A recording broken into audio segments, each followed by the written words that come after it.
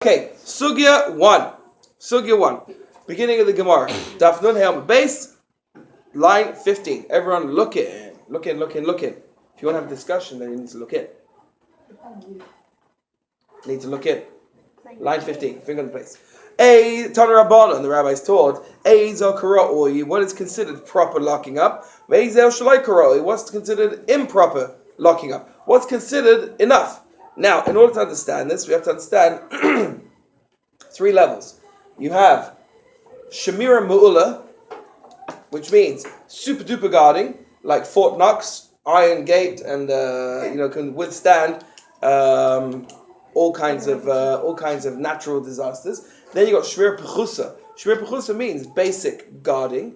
Okay, and we're going to explain that in a second. And then you got no guarding. All right, not even Shmir Pechusa. So let's work out what in the Mishnah, what is it talking about? It says properly. How much is considered proper? Line 16.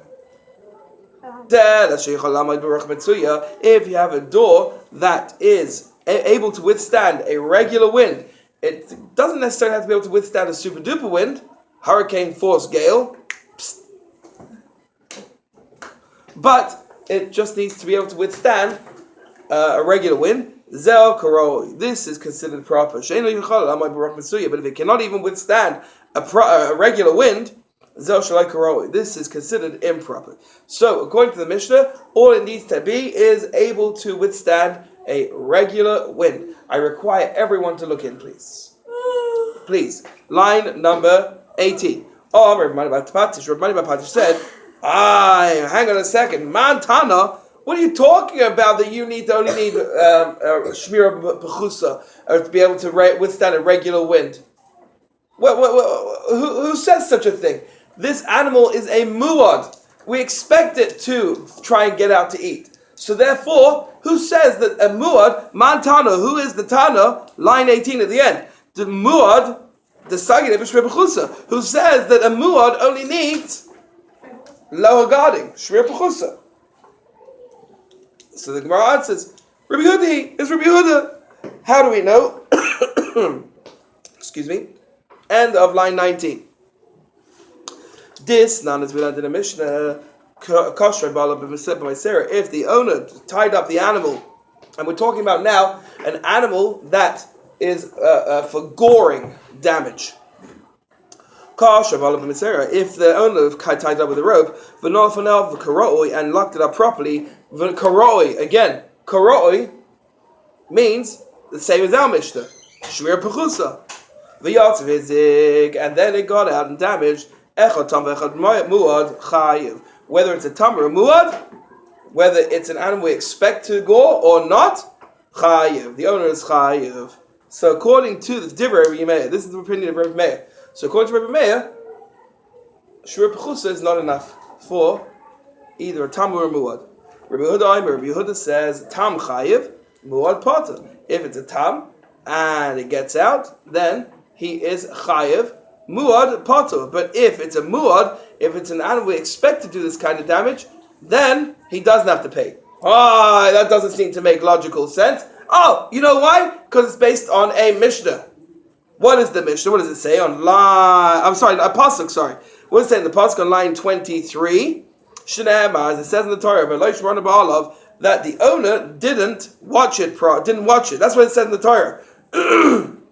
That's when a muad will be chayiv for goring. If the owner didn't watch it, the shama huzes, the Mishnah, the Brisa, says this one is watched, albeit with shmir pechusa, but it's still being watched, and therefore Rabbi Yehuda holds that if it's a muad, you're going to be potter as long as you have shmir pechusa. Rabbi Eliezer says, ein lo shmir l'sakin. A muad only has shmira by killing it. You will know even shmir ma'ula is not going to help you. It is just a damager, and therefore you'll always be chayiv. So that's the end of the brisa, where we work out that Rabbi Yehuda is the one who says that a muad only needs shmir pechusa. Now, line 25, the Gemara analyzes this and says, hang on, it doesn't necessarily only have to be Rabbi Yehuda who holds this. Line 25. Afilu Tabor Reb Meir. You can even say it's Rabbi Meir who holds that you only need Shmir B'chusa for a muad. How do I know this? Or what's the logic? Shani Shein V'regel. You're right. In that Mishnah talking about goring, Reb Meir holds that you need Shmir B'ula. But Shani Shein V'regel. Shein and Regel is different. It's not the same as goring. Why? Because the Torah says you can get away with less guarding when it comes to shein and regel, eating and trampling damage. How do we know this? That you only need lesser guarding for them? Line 26. Rabbi Elazar said, and some say it was taught in the Mishnah. There are 4 things the Torah says you don't have to have such good guarding. You can get away with Shmir B'chusa. What are they? Ve'elohein. They are line 28, middle of the line. Ve'elohein. These are they. Bar va'esh shein v'regel. Bar, pit damage. Eish, fire damage. Shein, eating damage. V'regel, and trampling damage. Bar. How do I know that bar only needs Shmir B'chusa? It says in the Torah, if a person digs a pit, or if a person opens a pit, or digs a pit. So that's when you be chayiv. And doesn't cover it, but if he just covers it, which is shmira b'chusa, if all you do is merely cover it instead of getting rid of it, Potter, you can be Potter. So because the Torah says that you're only chayiv if you actually open it or uncover it or dig it, if you just covered it, which is a bechusa, it's not real guarding, you'll be Potter. You dig? Okay. Line 31. Eish. How do I know that fire damage only requires shmir b'chusa? Dichsiv, because it says in the pasuk, Shalim Yishalim Maver Sabeira, the person who set the fire shall surely pay. What is the word Maver Sabeira? The one who lit the fire.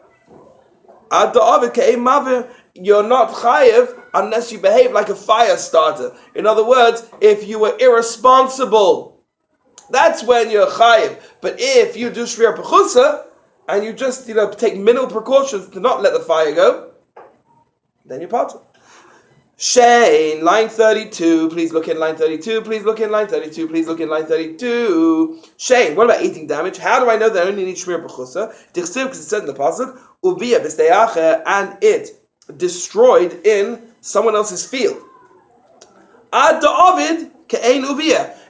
You're only chayiv if the owner acts in a way that is a destroyer, meaning that he allows his animal to behave this way. But if he does shmir b'chusa, if he just does minimal precautions to stop it going to someone else's field, he'll be part. And the last one, line 34, ragel. What about trampling damage? Dichsiv. It says in the Torah, v'shilach, and he sent, meaning he sent his animal. What adam came shilach? It's only chayev if he acts in a way that is like mamish sending the animal, not doing anything to stop it. But if he takes minimal precautions, then he'll be potter. So at this point, we've said that for shein and regel, eating and trampling damage, you only need shmir b'chusa. Why? It's a gezeirus hakosum. It is just the way the Torah says it. It's not a logical thing. Excuse me. It's actually a pasuk thing. It's in the Torah. So even though Rabbi Meir holds by a muad for goring, and muad would be chayev if there's shmir b'chusa. No. But shein and regel doesn't have to be the same thing. It's a different halacha. Line 35. Now, just the technical point of how do we know that two of those are exactly what they said. The Avatanya, we still learned in the Brisa of Shilach. When it said in that last pasuk there, Shilach, and he sent, how do you know Zeh HaRegel? How do you know this is regel, trampling damage? Excuse me. V'chein hu aimer, because it says in another pasuk, Meshachi regel ashor v'achamar. The one who sends the foot of an ox or and the donkey. So we see the word the shar shilach in Gezerah Shava with the idea of a foot trampling, and that's how we know that is. And what about that other pasuk about eating? It says uviyah b'steacher, and it destroyed in another field. How do you know the word uviyah is talking about eating damage? We're on line number 36. Line 36. How do you know v'yazeh Shane? When it says ubiyah, how do you know this is Shane, eating damage? Because it says in another pasuk, kashe yivah golol ad tumay, and just like the tooth eats or destroys until it's just completely finished. And therefore we see there that the shorish of ubiyah is connected with the concept of the tooth.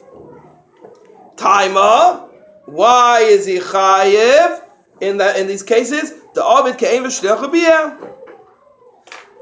Since he behaved in a conscious way of letting his animal damage, that's why he's chayiv in those cases. Ovid.